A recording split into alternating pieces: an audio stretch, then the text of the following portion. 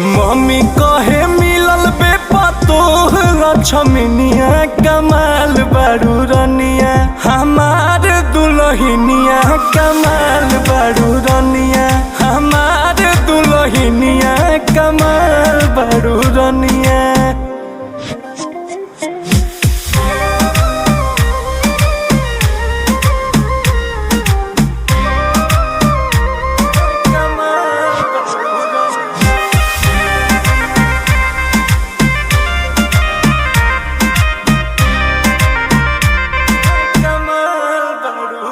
बड़ी डर लागे राजा बंद राखी दरवाजा हमरा चिन्हक हो बुझाला।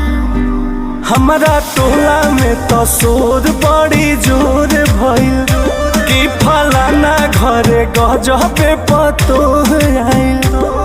आ पापा कहस हमर तो बदल गइल दुनिया कमाल बारू रनिया हमार दुल्हनिया कमाल बारू रनिया हमार दुल्हनिया कमाल बारू रनिया।